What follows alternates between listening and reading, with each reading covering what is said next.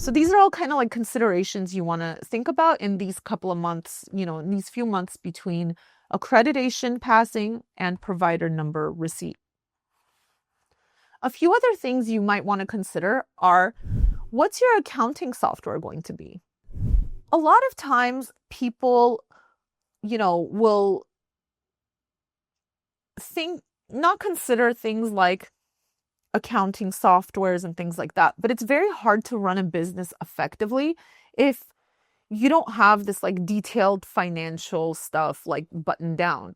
And the best way to lose field staff, which are already hard to find, is to pay them late because you mismanage the finances. Like, number one way, field staff are really high in demand and they're just not going to mess with a company that's not paying them on time. And they're right, as they should. It's hard to do home health visits. And if you think about it, like, I go into an office every day, right? Like, I go into my office, I have my desk, I sit down, I can make my coffee whenever I want, I can go to the bathroom if I want. They don't have those luxuries. Their office is their car.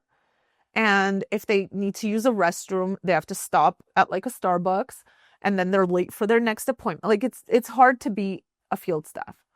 And so every patient they walk into could be nice, could be mean, could be what, who knows what they're walking into, right? Like in the house. And so the best way to retain your field staff is just to make like that process is difficult. You want to make everything around that process easy.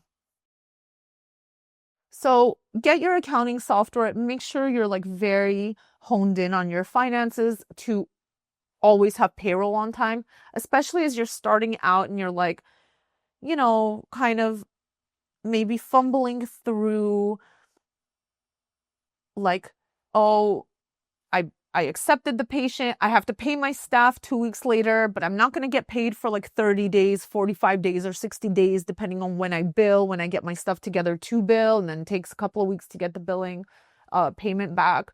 So you have to have that in mind. And that's the point of the capitalization process with your MAC initially, is so they make sure that you have some kind of funding available to pay the field staff to do all this, so that you're not like abandoning your patients if they quit, like if you're not paying them.